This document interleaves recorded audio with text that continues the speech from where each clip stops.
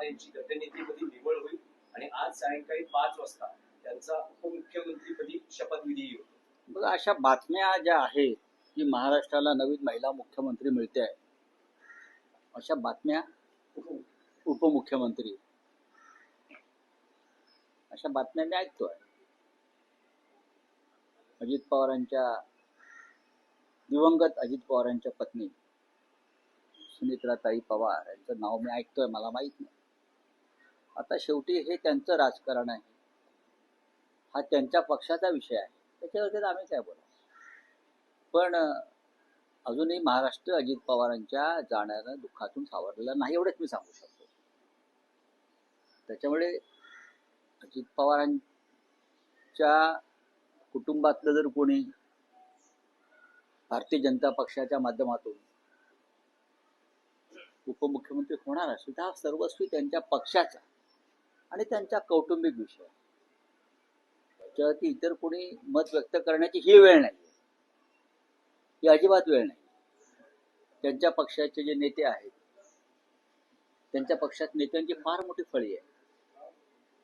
प्रफुल्ल पटेल राष्ट्रीय नेते आहेत, सुनील तटकरे राष्ट्रीय नेते आहेत, छगन भुजबळ राष्ट्रीय नेते आहेत, बरं का. असे असंख्य त्यांच्या पक्षामध्ये राष्ट्रीय नेत्यांची फळी आहे.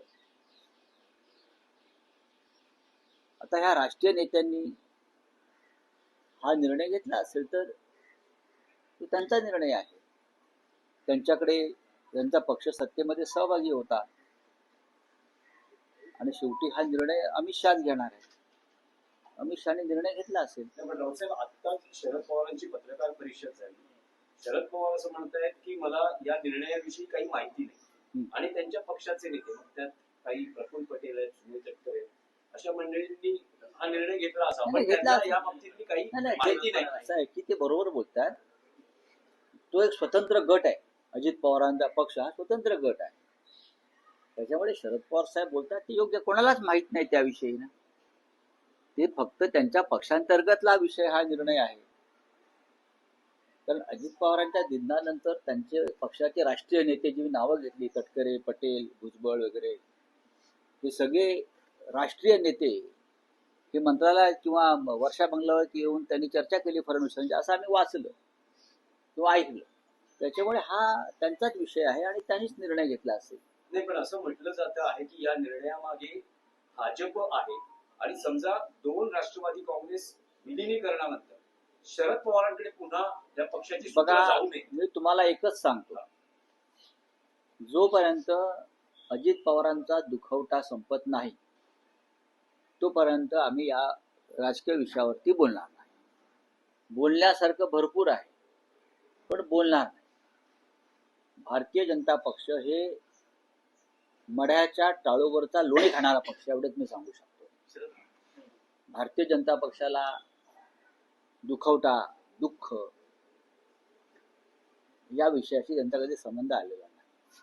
त्याच्यामुळे हे जे पक्ष आहे हे मढ्याच्या टाळूवरचे लोणी खाणारे पक्ष आहेत, पण ही वेळ याविषयी बोलण्याची नाही. शरद पवार यांनी पहिल्यांदाच मागितले की दोन्ही पक्षांच्या विलिनीकरणाची चर्चा सुरू होती. मी त्यात नसलो तरी चर्चा सुरू होती आणि दोन्ही पक्षांनी एकत्र व्हावं अशी देखील अद्याप माझी इच्छा असल्याचं त्यांनी सांगितलं. बघा, अजित पवार असताना हे शक्य दिसत होतं असं मला वाटतंय,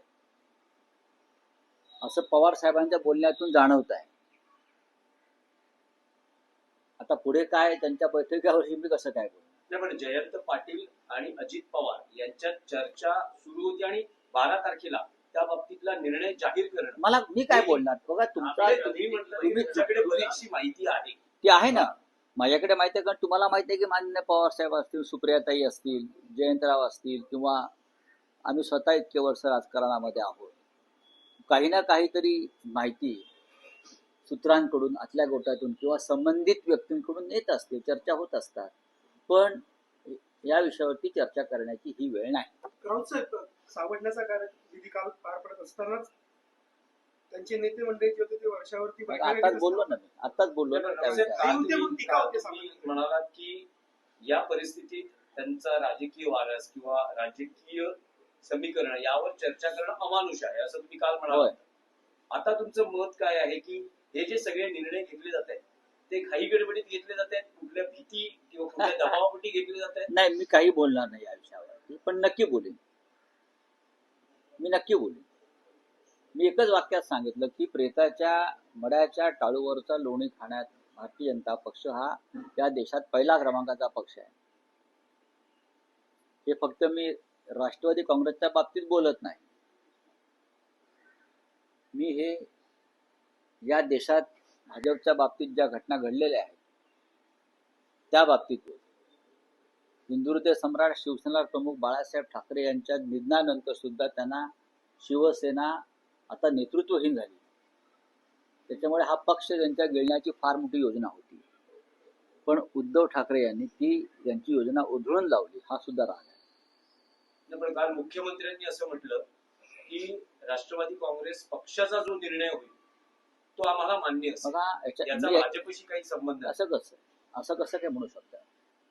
शिंदे गट आणि अजित पवारांचा गट ही भारतीय जनता पक्षाच्याच गर्भातून आलेली पिल्लं आहेत ना. ते अमित शहाचे पक्ष आहेत. ते मी पहिल्या दिवसावरून सांगतो, ते मला आता बोलायला इथे काहीच हरकत नाही. हे दोन्ही गट अमित शहानी निर्माण केले. महाराष्ट्रातली प्रमुख घराणी फोडली, घरं फोडली, पक्ष फोडले, राज्याच्या स्वाभिमानासंदर्भात काम करणारे. त्याच्यामुळे भाजपचा संबंध नाही असं बोलणं म्हणजे लोकांना मूर्ख समजण्यासारखं आहे. शपथविधीच्या घाईवरून सुप्रिया सुळे यांनी देखील ऑफ द रेकॉर्ड म्हणताना उद्विग्नता व्यक्त केली, किमान 10 दिवस तरी थांबायला पाहिजे. बघा, हे वारंवार मी सांगतोय की दुखवट्याचा काळ संपल्याशिवाय मी बोलणार नाही. अजित पवार गेल्याचं दुःख महाराष्ट्राच्या घराघरामध्ये. आता काही घरांना दुःख झालं नसेल तर मला माहित नाही, पण आमच्या घरात सुद्धा मी बघतोय. आमच्या मुली असतील, इतर असतील, किंवा सगळे मी अख्ख्या महाराष्ट्रात चित्र बघतो जे त्यांच्या विचारांचे नव्हते, जे त्यांच्या पक्षाशी संबंधित नव्हते. अशा घरामध्ये सुद्धा अजित पवार जाण्याचं दुःख अजून आहे आणि ते राहिलं. अजित पवार हा घराघरातला एक चेहरा होता आमच्या. त्याच्यामुळे मला असं वाटतं की या सगळ्या विषयावर बोलण्यासाठी माझ्यासारखी माणसं काही काळ थांबते. एक आहे की अजित पवारांच्या निधनानंतर त्यांच्या पक्षाची राजकीय व्यवस्था जी निर्माण केली जाते त्यात सुनेत्रा पवार या राज्याच्या राजकारणात येतील आणि त्यांचे चिरंजीव पार्थ पवार हे खासदार म्हणून राष्ट्रीय राजकारणात जातील. नाही, हे आता तुम्ही परत तोच प्रश्न असा विचारता मला की मी याच्यातला जणू काही निर्णय घेणारा माणूस आहे. हा त्यांचा पूर्णपणे कौटुंबिक प्रश्न आहे.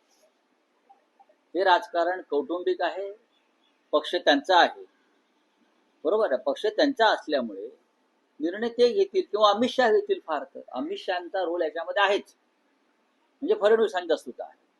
भारतीय जनता पक्षाच्या भूमिका ठरतील, त्यानुसार शिंदे आणि अजित पवार गटाचं भविष्य ठरेल. रावसाहेब, महाराष्ट्र राज्याच्या उपमुख्यमंत्री म्हणून सुनेत्रा पवार यांचं जर नाव निश्चित झालं तर आपली पक्षाची भूमिका काय? काही नाही. स्वीकार कशा करता भूमिका पाहिजे आमची भूमिका विचारणं हे चुकीचं. आमची भूमिका कशा करता पाहिजे? सरकार त्यांचं आहे, सरकारमध्ये त्यांचा गट सामील आहे. उपमुख्यमंत्री पदाची जागा रिकामी झाली दुर्दैवानं. त्यांच्या पक्षाने निर्णय घेतला आणि कोणाला नेमायचं आहे त्या पदावरती हे अमित शहा आणि फडणवीस ठरवतील. त्याच्यामध्ये प्रफुल्ल पटेल किंवा तटकरे त्यांचा काही संबंध असं मला वाटत नाही. चला सर, ये भी जानना चाहेंगे कि सुमित जी आज मिले सुनीता महाजन हमारे पास जानकारी नहीं है. मुझे लगता है आज भी अजित पवार जाने से महाराष्ट्र आज भी सदमे में है, दुख में है. घर घर में आज भी दुख है, शोक है. तो ऐसे में अगर ये शपथ ग्रहण का कार्यक्रम होता है तो मुझे जानकारी नहीं है. लेकिन हम अभी भी जब तक ये शोक के दिन खत्म नहीं होते तब तक हम इसके ऊपर, राजनीति के ऊपर बात नहीं करेंगे. शरद पवार जो थे वो बोल रहे थे कि हम दोनों पार्टी एक होने वाले 12 तारीख का अनाउंसमेंट था, इस तरह की बात. ये के बारे में कोई जानकारी नहीं है, किसी को जानकारी नहीं है. जानकारी अगर होगी तो अमित शाह जी को हो सकती है और देवेंद्र फडणवीस, सुनील तटकरे जी या प्रफुल्ल पटेल जी, ये 4 लोगों को हो सकती है, या जो शपथ लेने वाले उनको हो सकती है. लेकिन अब तक महाराष्ट्र को इस बारे में पता नहीं है. महाराष्ट्र अभी भी अजित पवार जाने से जो शोक में है, शोक में डूबा है. घर घर में शोक हम लोग मना रहे हैं। तो लेकिन 12 तारीख को ये जो मिलने वाले थे, दोनों एंट्री टेक होने वाली थी, ऐसा मुझे प्लान मालूम किया गया देखिए ये था। उसका तो शरद पवार बोले कि हमें इस बार कुछ पता नहीं। इंटरनल मामला है उनका, कोई पवार साहब उसके बारे में बोल सकते हैं।